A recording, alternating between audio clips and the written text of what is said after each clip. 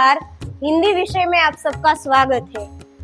कक्षा 8 इकाई 6 भरत, जिनके लेखक है राजा लक्ष्मण सिंह जी।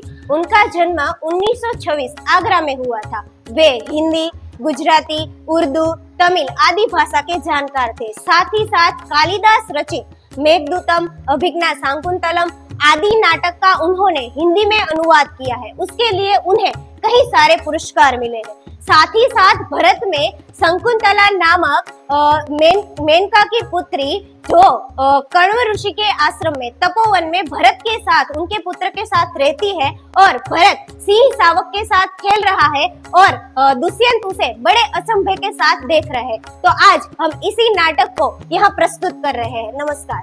नमस्ते। कक्षा 8 इकाई 6 भरत। मैं हूँ दृश्य। एक बालक सिंह के बच्चे को घसीटते हुए लाता है और दो तपस्विनियां उसे लेने के लिए आती है। राजा दुष्यंत पेड़ की ओर से उन्हें देख रहे हैं।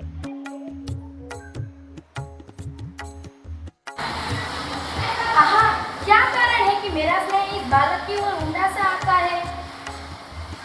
जो तू इस बच्चे को नहीं छोड़ेगा तो शेरनी तुम पर दौड़ेगी। ठीक है, सिंही का मुझे ऐसा ही डर है।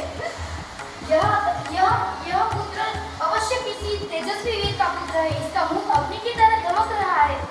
हे प्यारे बालक, तू इस सिंह की जीव को छोड़ दे, मैं तुझे खिलौना दूंगी। पहले खिलौना दे दो। लाओ लाओ, कहाँ है खिलौना? इसके हाथ में चक्रवर्तियों के लक्षण है। उंगलियों पर कैसा अद्भुत झाल है और इसकी हथेली की शोभा कैसे पुनः कमल से भी रुधिर कर रही है। हे सखी सुभद्रा, ये बातों से ना मानेगा। जा मेरी कुटिया में ऋषि कुमार के लिए खेलने का मोर पर है, उसे लेकर आ जा। ठीक है, मैं अभी ले आती हूँ। ठीक है, तब तक मैं इसी सिंह के बच्चे के साथ खेलूंगा। इस सुंदर बच्चे को देखकर, खेलते हुए देखकर मेरा मन बदल जाता है। धन्य है वे पुरुष को जो अपने बेटे को गोद में लेकर धूली कपड़ों से अपनी गोद मेली करता है। उज्ज्वल दाग की शोभा देखकर और तुल्य वचन बोलते हुए। क्यों रे नीच, तू मेरी बात का कान नहीं धरता? कोई ऋषि कुमार यहाँ है? हे महात्मा, तुम ही आओ और इस बच्चे को समझाओ। अच्छा, हे ऋषि कुमार, तुम ये तपोवन के विरुद्ध क्यों हासिल कर रहे हो? ये तुम्हारे लिए अच्छी बात नहीं है। मैं तो सिर्फ इसके साथ खेल रहा था। हे भाभी, ये ऋषि कुमार नहीं है। सत्य है, इसके काम ही ऐसे साहस के है। मैंने उसे तपोवन में वास करते देखा, इसीलिए ऋषि कुमार कहा। इसकी हथेली को छूते ही मुझे कितना सुख मिलता है, तो जिस बड़बाप का बेटा है उसे कितना हर्ष होता होगा। बड़े अचंभे की बात है। मैं अचंभा क्यों हुआ? इसलिए क्योंकि तुम्हारी और इसकी दोनों की सूरत मिलती है और तुम्हें पहचाने बिना इसने तुम्हारी बात मान ली। हे तपस्विनी, ये ऋषि कुमार नहीं है तो किस वंश का है? यह पुरुवंशी है, इसीलिए इसकी शक्ल मुझसे मिलती है। ऐसी ऋषि कुमार नहीं है। ये परदेशी तेरे संदेश तभी मिटेगा जब इसकी माता अप्सरा नामक की बेटी है।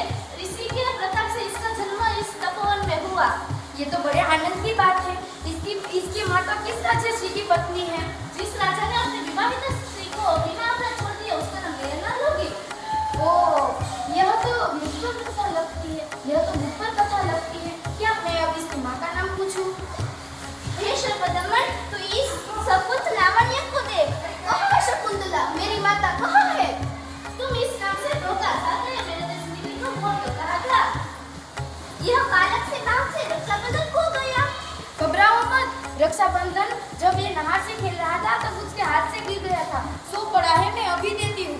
अरे मत उठाओ, उसे मत छूना। ओह, इसने तो उठा लिया।